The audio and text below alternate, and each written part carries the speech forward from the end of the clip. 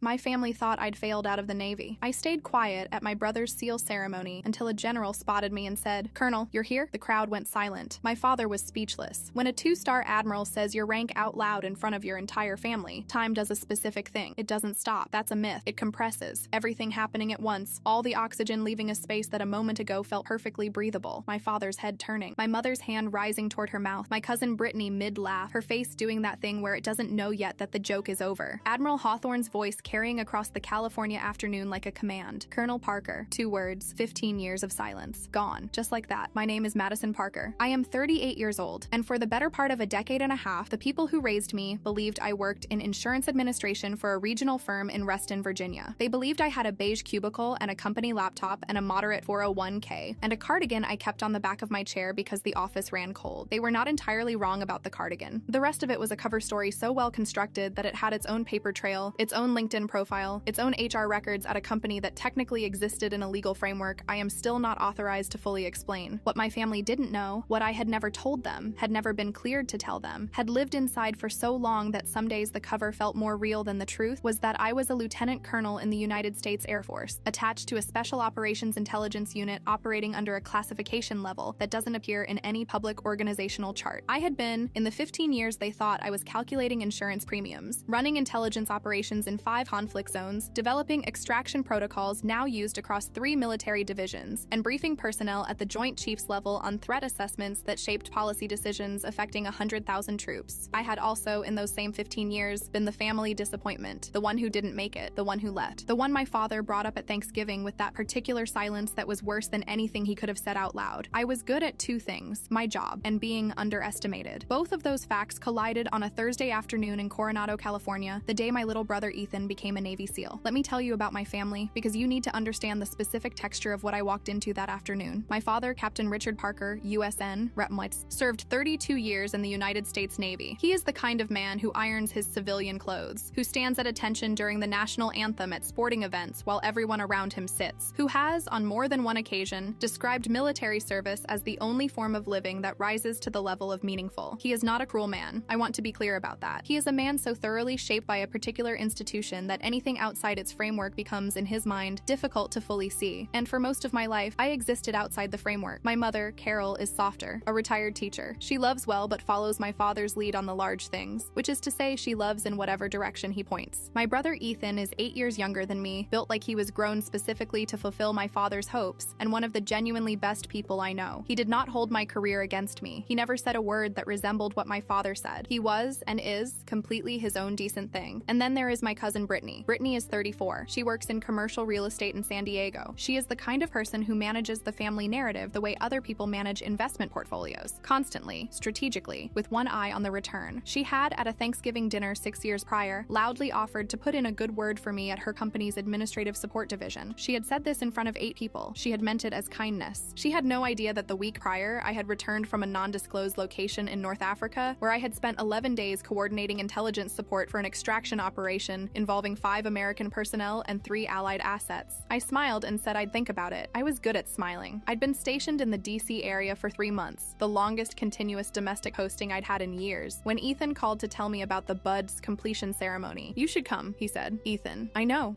I want you there, Maddie, whatever the situation is." He didn't know the situation. He knew what everyone else knew, that I worked in insurance, that I'd left the Air Force Academy under circumstances I'd never fully explained, that something had happened that everyone had decided to interpret as failure. That interpretation was, in a technical sense, the cover story working exactly as designed. I had not left the academy. I had been recruited, mid-junior year, by a woman I will call Major Reyes, because that is not her name and she would not thank me for it, who had been monitoring academic and aptitude profiles across the service academies for candidates with a specific combination of abilities, languages, analytical precision, psychological stability under uncertainty, the ability to hold contradictory information simultaneously without resolving it prematurely. I apparently ranked very high on that last one. Major Reyes sat across from me in a conference room that did not appear on any campus map and offered me a choice: complete the academy, commission as a standard Air Force officer, proceed along a normal career trajectory, or step sideways, quietly, completely, permanently, until cleared otherwise. My father would be told I'd left voluntarily. There would be academic records supporting the story. There would be a paper trail suggesting I'd struggled, reassessed, made a mature decision to pursue civilian life. My father would believe I had failed. "For how long?" I asked. Major Reyes looked at me with the specific expression of someone someone who doesn't make estimates they can't support, until it's appropriate to say otherwise. I was 23 years old. I sat with that for 30 seconds. Okay, I said. It was the most consequential word I ever spoke. And I said it in a room that doesn't exist, to a woman whose name I've never used out loud. I drove down to Coronado the morning of the ceremony. I had told myself I'd stay at the back. Civilian clothes, no rank insignia, obviously. I wasn't there in any official capacity. I was a sister, just a sister. I had a gray blazer and dark slacks and low heels, and I stood in the back row as the ceremony began, and I watched my brother walk to the front of a room full of the sharpest, most disciplined people the Navy produces, and I felt something loosen in my chest that I hadn't realized was knotted. He looked so much like my father, not in a painful way, in the way that a lineage makes itself visible, the same set of the jaw, the same quality of stillness when standing at attention. My father, in the front row in his dress uniform, was crying, though he would deny it. My mother had both hands pressed together against her lips. I didn't cry. I've been trained out of it in public spaces, which is its own kind of loss, but that's a different story. I watched Ethan receive his trident, and I thought, this is enough. Being here, unseen, knowing, this is enough. That was my mistake. I relaxed. I noticed Admiral Hawthorne on the platform about 40 minutes in, and my stomach did a specific thing that I can only describe as a door closing quietly in a house you thought was empty. Rear Admiral Thomas Hawthorne, 31 years of service, current assignment, Joint Special Operations Command. I had worked with him on 3 operations, 2 in the Gulf region, 1 in a location I will not specify. He was precise, brilliant, and had a memory for faces that was essentially architectural. He did not forget people. He would not forget me. His eyes swept the crowd the way a sensor sweeps a perimeter, methodical, complete. They passed me and moved on, stopped, snapped back. I gave him the smallest head shake I could manage, barely a movement, a millimeter of please, not here. He held my gaze for 1 beat, nodded once. I breathed. I was not safe. I know that now. Admiral Hawthorne respects covers. He would not have blown mine deliberately. But what he didn't know, what I had no way to signal to him across a crowded ceremony room with a single millimeter of head shake, was the specific geography of the social situation I was standing in. He didn't know my father was in the front row. He didn't know the 15-year story my family had built around my absence. He didn't know that the space between us was packed with people who believed I sold insurance. He thought he was being careful. The ceremony ended. Families surged. The crowd pushed forward in that particular way of joyful, undisciplined groups, and I was suddenly not in the back row anymore. I was 3 feet from my family. My father saw me first. "Maddie's here," he said to my mother. Flat, factual, the tone he used for minor inconveniences. Traffic, a delayed flight, the daughter who didn't make it. My mother offered a thin smile. "We saved you a seat up front, but we assumed you weren't coming." A pause, deployed with precision. "Ethan's schedule has been so demanding. Some of us made it a priority." I said nothing. I had a policy about responding to those particular darts, the ones she threw without technically throwing them. You can't extract a dart that was never there. Then Brittany materialized on my left. "Oh, wow, you actually came." She looked at my blazer the way you look at furniture from a lesser store. "Love the blazer. Very insurance company." She laughed. I smiled. Muscle memory. And then the crowd parted. I want to try to describe what it looked like. Admiral Hawthorne walking toward me, because it happened in the particular slow motion way that your brain imposes on things it recognizes as irreversible. He was moving with purpose. Commander Rachel Shaw, 22 years, currently JSOC intelligence liaison, the sharpest person I have worked with at that level of operation, was beside him. Her presence alone should have told me how exposed I was about to be, because Shaw remembered everything and processed it at a speed that made most people feel slow. My spine straightened before my brain gave the instruction. 15 years of muscle memory. You do not slouch when a rear admiral moves in your direction with intention. Your body just does the right thing. My chin came up. My shoulders dropped back. My feet moved to shoulder width. The blazer suddenly felt very thin. There was nowhere to go. "Colonel Parker," his voice hit the air like a gavel on a bench. Not loud. He didn't need volume. Just that particular command register that fills a space regardless of its size. The circle went silent. I mean completely silent. Not the gradual quieting of a crowd. The instantaneous silence of people who have heard something that doesn't compute and need a moment to process whether it was real. "Admiral Hawthorne," I said. Steady. I was proud of steady. "Good to see you, sir. Didn't expect to see you here." He said it conversationally, the way you'd say it to a colleague at an unexpected conference. He was, as I said, trying to be careful. He thought here was just a seal ceremony. He did not know here was a 15-year wound he was standing directly inside of. "Last time was the Gulf operation. Your intelligence work saved a lot of lives that week." My mother's hand flew to her mouth. My father made a sound I had never heard from him. Not words, just a sound. A small, involuntary thing, like a hinge that hasn't been moved in years, suddenly asked to turn. Commander Shaw stepped forward. Professional, warm, completely unstoppable. "Colonel Parker," hand extended, voice carrying, because Shaw's voice always carried. "Your extraction protocols are running in 3 divisions now. The Annapolis revision was textbook work. There was a word my family had been using to describe me for 15 years. Failure. It turned to ash in about 4 seconds flat. Hawthorne finally looked at the people around me. His brain did what brains like his do. Assembled the data. My father's Navy dress uniform, my mother's expression, the family configuration, the way everyone was staring at me. me. He looked at my father's insignia. Captain Parker, he said, with the genuine respect of one senior officer acknowledging another. Then he looked at me. And for the first time, I watched Thomas Hawthorne, a man I had seen stay completely composed during an active fire intelligence crisis at 2 a.m, realize he had walked into something he didn't have the full picture on. They don't know, he said. It wasn't accusation. It was the quiet, precise question of a man recalibrating. Before I could answer, my father spoke. His voice was very controlled. The control of a man holding something very large, very carefully. There must be some mistake. Madison left the academy. She works in insurance. Admiral Hawthorne, to his permanent credit, did not hesitate. He did not soften it or redirect it or try to walk it back. He just said it, the way you say a fact that is simply true. Air Force, not Navy, and at a rank that reflects 15 years of exceptional service in special operations. He paused for precisely one beat. The insurance job is a standard cover story.